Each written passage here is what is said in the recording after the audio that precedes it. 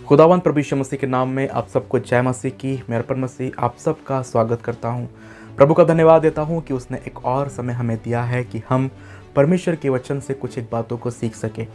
आज मैं आपको बताऊंगा कि जब प्रभु यीशु मसीह आएंगे तब क्या क्या होगा। परमेश्वर के वचन में, सुसमाचारों में, प्रकाशित वाक्य की पुस्तक में, पुराने नियम में ऐसी बहुत सी भविष्यवाणियाँ की है जो हमें अंत के समय के बारे में बताती है। बहुत सी ऐसी बातें हैं जो प्रभु यीशु मसीह ने अपनी सेवकाई के दौरान हमें बताई थी कि अंत के दिनों में, अर्थात जब मनुष्य के पुत्र का आना होगा, उसके पहले कौन कौन सी घटनाएं घटित होगी। इन सारी बातों के विषय में प्रभु यीशु मसीह ने हमें पहले ही बता दिया है। मत्ती के सुसमाचार के 24 अध्याय, 25 अध्याय और लूका के सुसमाचार के 21 अध्याय, प्रकाशित वाक्य की पुस्तक प्रभु यीशु मसीह के आने के पहले की बहुत सी घटनाओं को हमें बताती है। और जहाँ पर प्रभु यीशु मसीह ने हमें बताया है कि जब वो आएंगे, अर्थात इस दुनिया में न्याय के लिए आएंगे, उसके पहले क्या क्या होगा। लेकिन आज मैं आपको उन बातों को बताने वाला हूँ जो प्रभु यीशु मसीह के आने के समय होगी। ध्यान से सुनिएगा भाइयों बहनों, मैं आपको वो बातें बताऊंगा जो प्रभु यीशु मसीह के आगमन के समय होगी, द्वितीय आगमन के समय। ठीक है, उसके पहले क्या क्या होगा वो मत्ती के, लूका के सुसमाचार और प्रकाशित वाक्य की पुस्तक में हमें देखने को मिलता है। लेकिन वचन में ऐसी भी बातें बताई गई है जब प्रभु यीशु मसीह आएंगे उस समय क्या क्या होगा। तो आइए हम लोग वीडियो में आगे बढ़ते हैं और उन बातों को जानते हैं जो प्रभु यीशु मसीह के द्वितीय आगमन के समय होगी।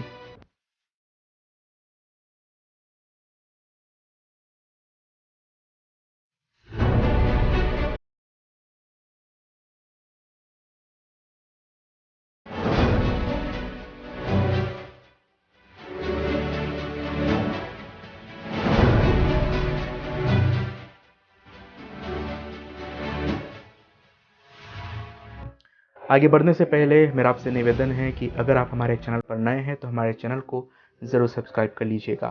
सबसे पहली बात भाइयों बहनों जो प्रभु यीशु मसीह के आगमन के समय होगी, और वो ये है कि जब प्रभु यीशु मसीह आएंगे तो वो अपनी उसी देह में आएंगे जिस देह में प्रभु यीशु मसीह उठा लिए गए थे। हाँ भाइयों बहनों, बहुत से लोगों का कहना है कि प्रभु यीशु मसीह का परिवर्तित रूप इस दुनिया में आएगा, या प्रभु यीशु मसीह की पवित्र आत्मा, या प्रभु यीशु मसीह आत्मा में होकर इस दुनिया में द्वितीय आगमन के समय आएगा।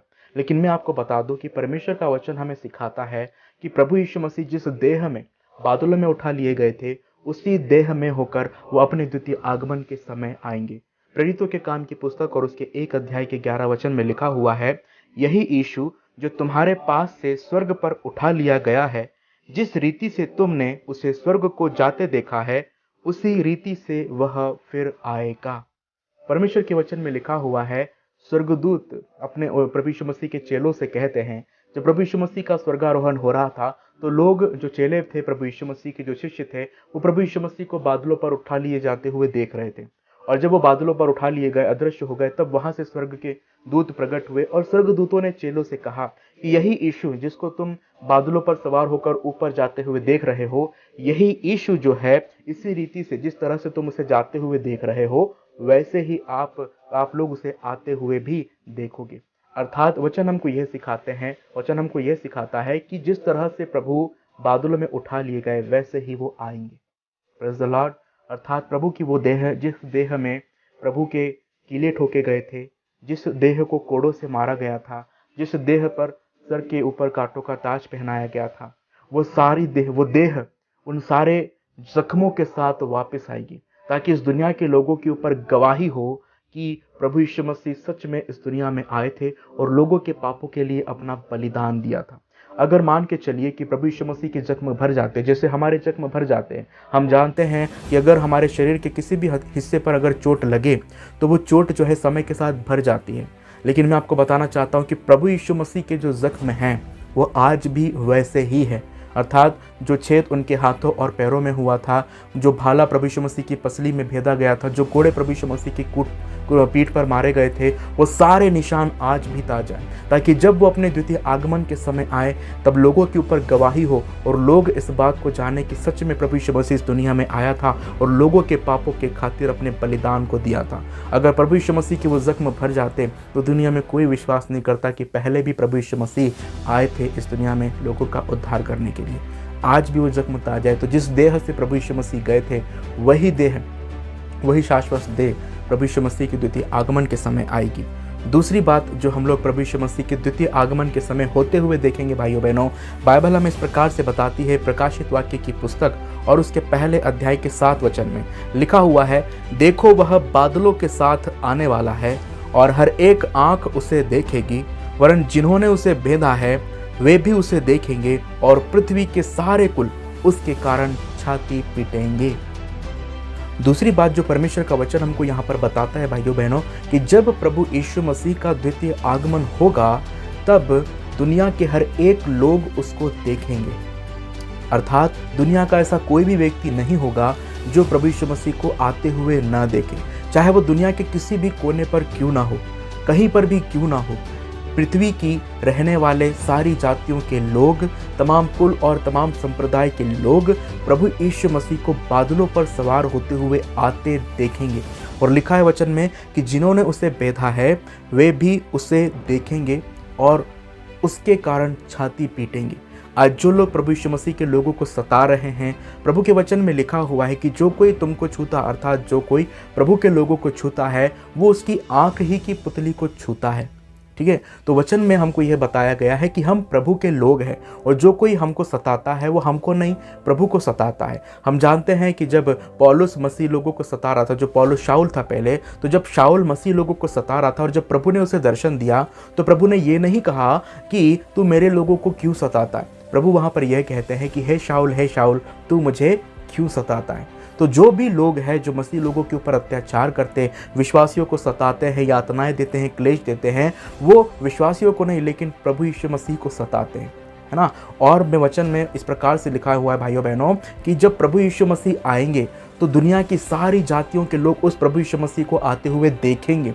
हर एक आंख उसको देखेगी कि किस तरह से प्रभु यीशु मसीह बादलों पर सवार होकर आ रहे हैं अपनी दुल्हन को लेने के लिए। ये बात परमेश्वर के वचन में हमको बताई गई है भाइयों बहनों, है ना। कोई भी दुनिया में ऐसा नहीं होगा जो उसको आते हुए ना देखे।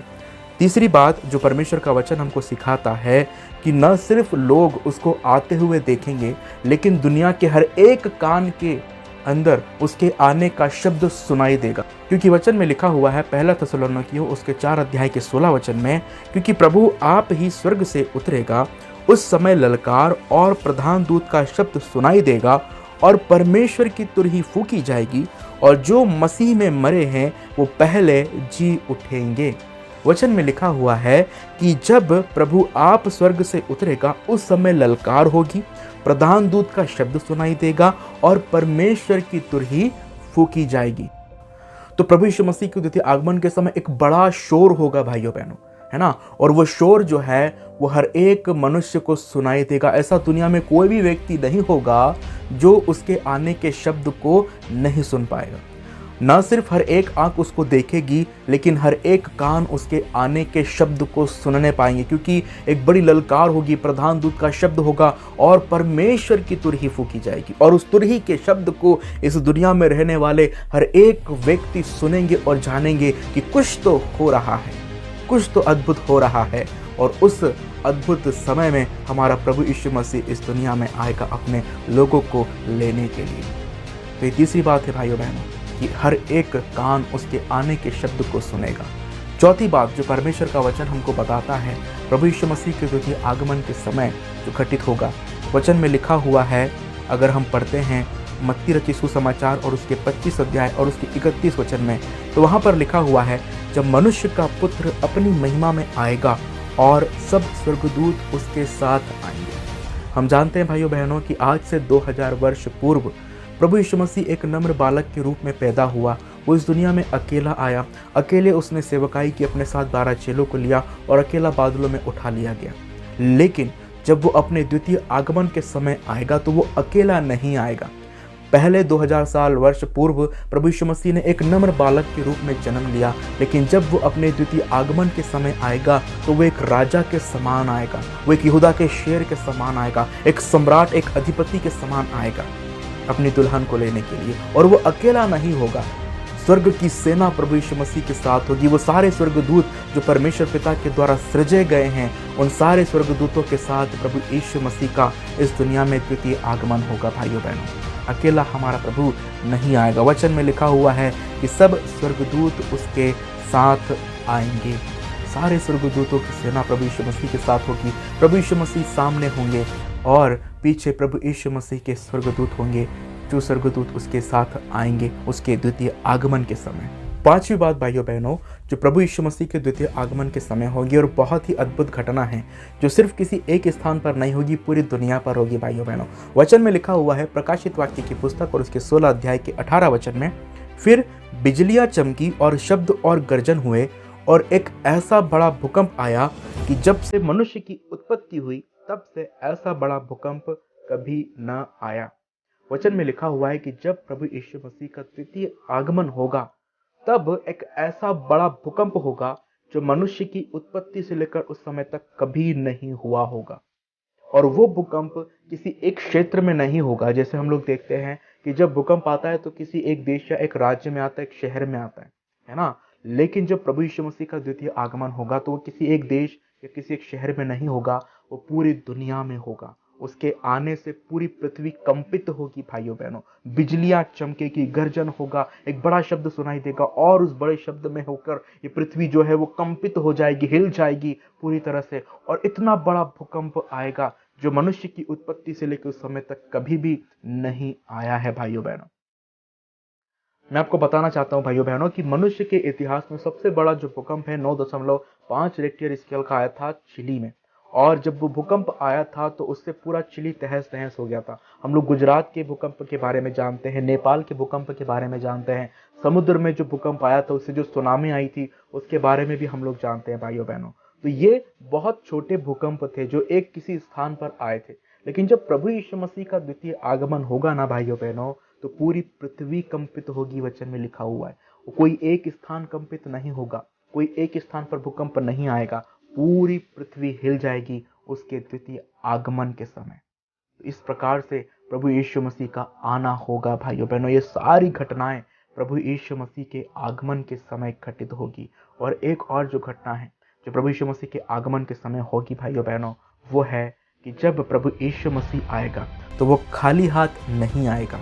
वचन में लिखा हुआ है प्रकाशित वाक्य की पुस्तक और उसके 22 अध्याय के 12 वचन में, देख मैं शीघ्र आने वाला हूँ और हर एक के काम के अनुसार बदला देने के लिए प्रतिफल मेरे पास है। Praise the Lord. वचन हमको यहाँ पर यह बताता है कि जब प्रभु यीशु मसीह आएंगे अपने द्वितीय आगमन के समय, तो वो खाली हाथ नहीं आएंगे।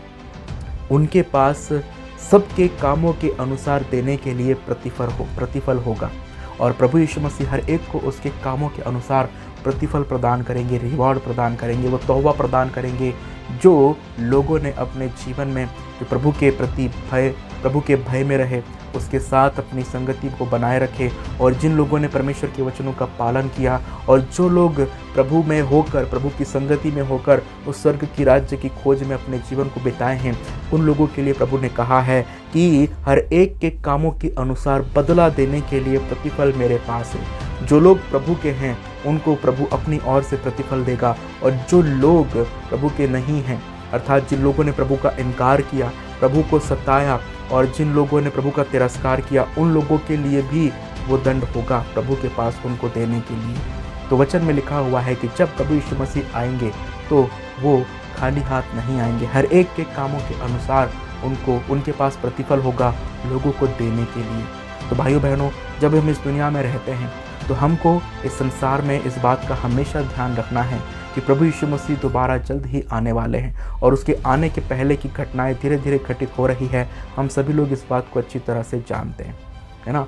और प्रभु यीशु मसीह का द्वितीय आगमन बहुत ही निकट है, और प्रभु चाहते हैं कि उसकी दुल्हन तैयार पाई जाए। हम एक बार रुक कर सोचें, अपने कामों के ऊपर विचार करें कि क्या हम वो काम कर रहे हैं जो प्रभु यीशु मसीह ने करने के लिए हमें कहा है। क्या हम सिर्फ बाइबल को पढ़ ही रहे हैं, क्या सिर्फ परमेश्वर के वचन को हम सुन ही रहे हैं, या हम परमेश्वर के वचनों को पढ़कर सुनकर उन्हें अपने जीवन में लागू भी कर रहे हैं। भाइयों बहनों, वचन पढ़ना, वचन सुनना एक अलग बात हो जाती है, लेकिन वचन को अपने जीवन में लागू करना ये सबसे महत्वपूर्ण बात है। और प्रभु चाहते हैं कि हमारा जीवन उसके वचनों के अनुसार हो। प्रभु के वचनों के अनुसार हम अपने जीवन को व्यतीत करें। हम जो काम करते हैं वो प्रभु के भय में रहकर करें, ताकि जब प्रभु यीशु मसीह आए तो वो हमारे कामों के अनुसार हमें प्रतिफल प्रदान करे। मेरे भाइयों बहनों, मैं आपसे मेरे भाइयों बहनों, मैं आपसे रिक्वेस्ट करता हूं कि आप आज इस वीडियो को अगर देख रहे हैं तो अपने कामों के ऊपर विचार कीजिए और सोचिए कि आप अपने जीवन में कैसे काम कर रहे हैं। क्या आपके काम इस योग्य है कि आपको प्रभु की ओर से प्रतिफल मिलेगा, या आपके काम इस प्रकार के हैं कि आपको प्रभु की ओर से दंड झेलने को मिलेगा। अपने कामों के ऊपर विचार कीजिए, प्रभु की संगति में रहिए, प्रभु के मन के अनुसार कामों को कीजिए ताकि प्रभु की ओर से आपको प्रतिफल मिले। ये सारी घटनाएं प्रभु यीशु मसीह के द्वितीय आगमन के समय होगी भाइयों बहनों। इसलिए आज ही अपने आप को प्रभु यीशु मसीह के द्वितीय आगमन के लिए तैयार कीजिए और वैसा जीवन जिए जिससे आपको प्रभु अपना प्रतिफल प्रदान करे। परमेश्वर आप सबको आशीष दे। आप सबको जय मसीह की।